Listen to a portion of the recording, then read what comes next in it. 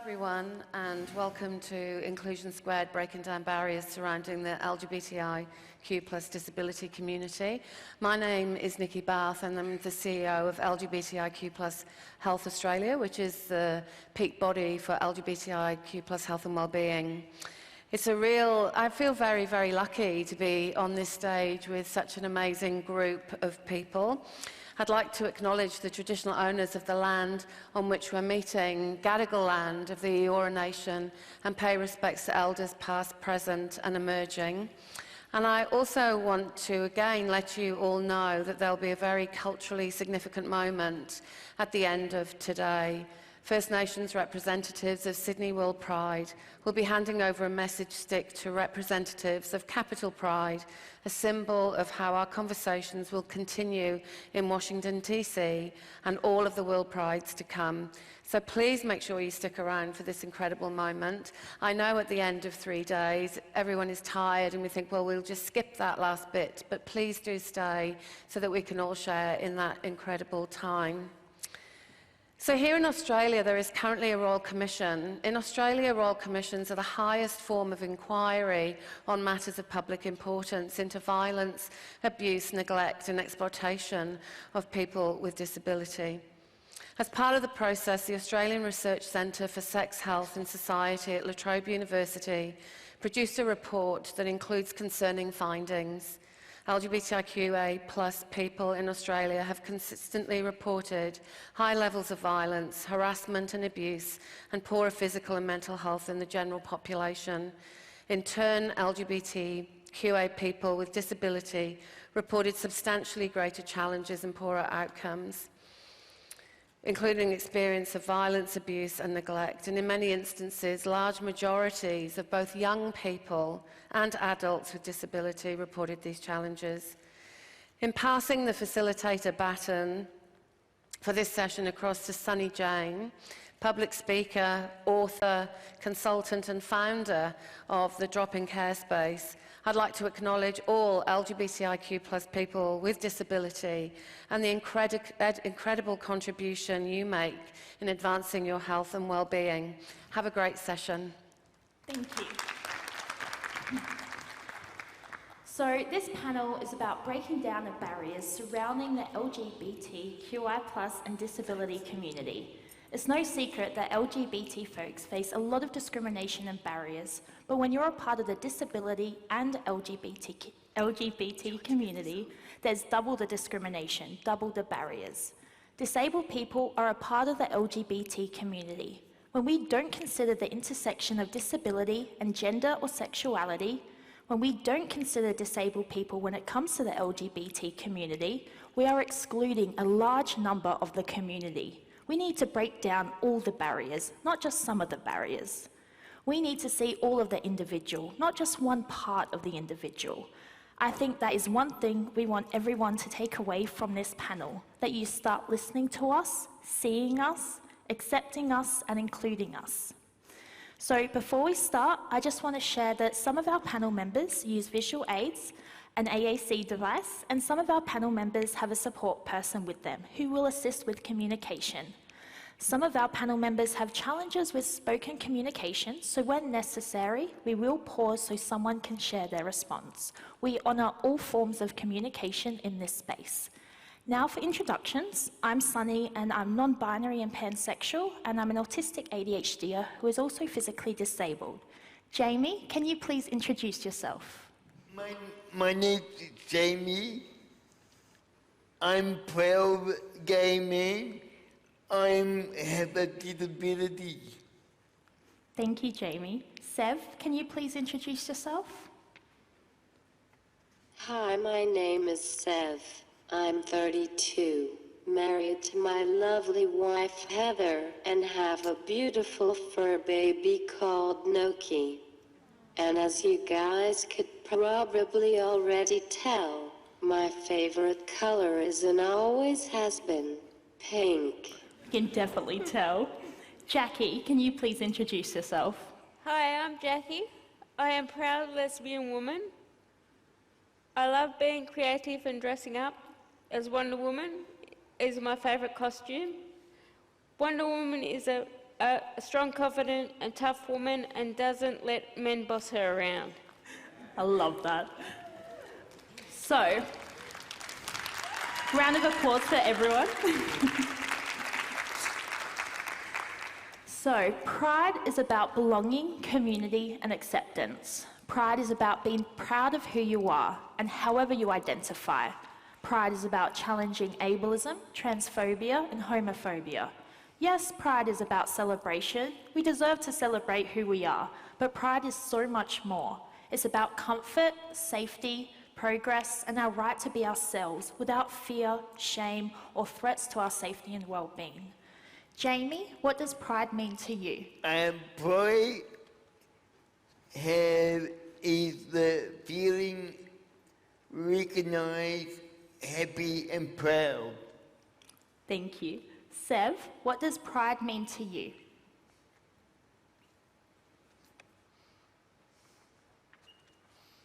Pride to me means being proud of being a part of the LGBTQIA+ community, a community that is so loving and accepting, regardless of ability, race, or gender.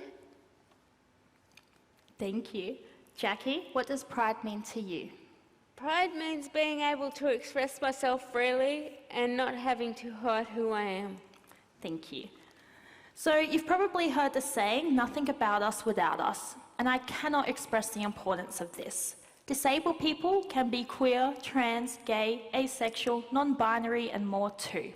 This is why if LGBT services, policies, community spaces, events are for us, we need to include, listen to, and prioritise disabled people. Disabled people need to be at the forefront of decision making. If it's for us, it should be by us. We are the experts in our own lives and identities, and we know what works or doesn't work. We know what we need. This is what advocacy is about. This is why advocacy is so important. This is why listening to disabled people and here on the panel is so important. Jamie, what are the things that you fight for? My rights, gay marriage. I wrote a letter in 2015 to the formerly Prime Minister Malcolm Turnbull. I hope the Prime Minister listened to you. Sev, what are things you passionately advocate for?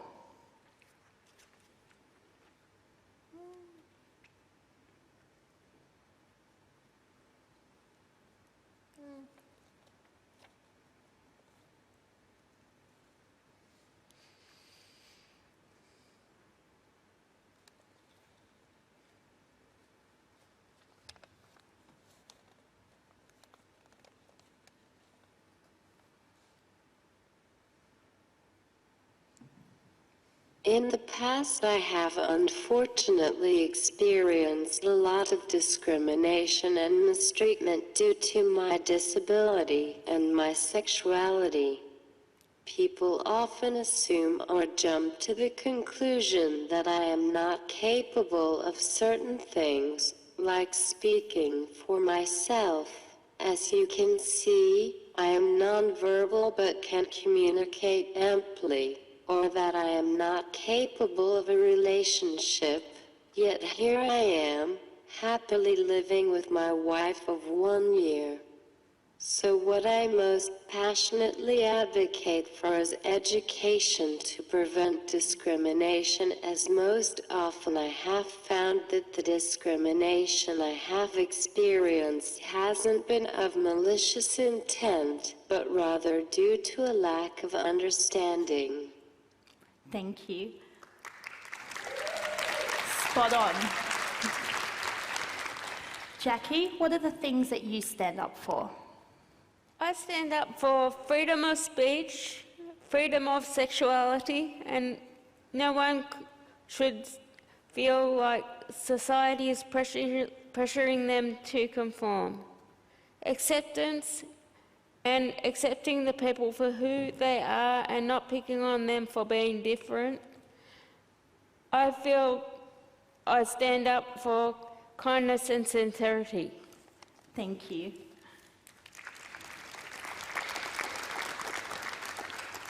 Visibility is important because it serves as an opportunity for individuals to feel affirmed, feel seen, and feel like they belong. Visibility can reduce negative stereotypes by transforming public opinions, and it can increase people's self-esteem and well-being. Visibility empowers individuals because when you can see other people just like you feel like you are welcomed for who you are. You feel like you belong. When you don't see people like yourself, it reinforces the message that you don't count, that you don't matter, and that you don't belong. This is why disabled people need visibility within LGBT spaces and events like this, because we deserve to feel like we belong. Jamie, how does your local community in Western Sydney see you? First, they see my wheelchair, then they see my disability. Thank you. Sev, can you talk to us about the visibility and the impact of role models on your life?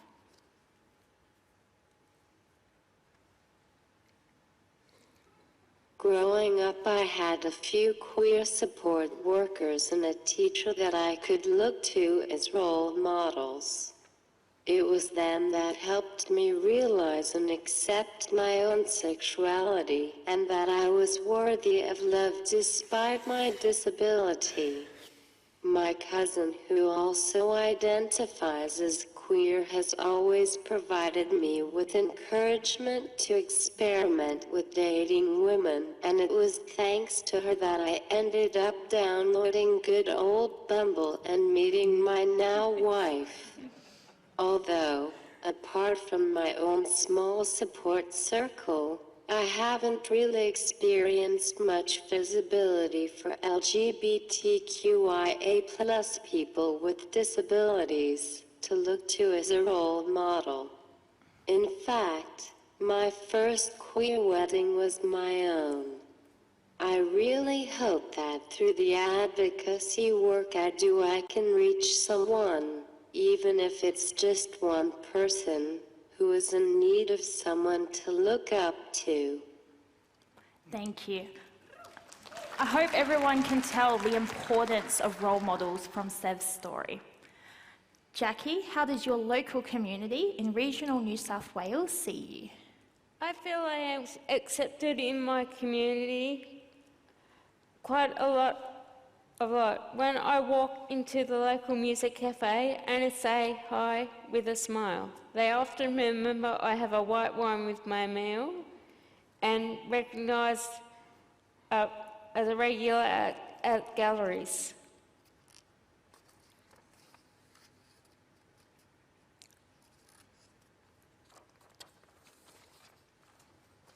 But when I am walking around the streets in town, I sometimes don't feel as comfortable. When I was living at my old place on the rougher side of town, I was scared to walk out my front door.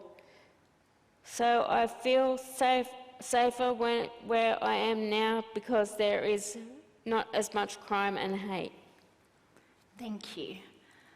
Jamie, how do you want your local community to see you? I want them to recognize me, know me, and copy older. Know I am a human being. Very important. Jackie, how do you want your local community to see you? I want my community to see me as Jackie, the easygoing, friendly lady. Once I get to know people, I have a calm and fun personality. I don't care whether people know I am a lesbian or not. All my friends and family accept me for who I am.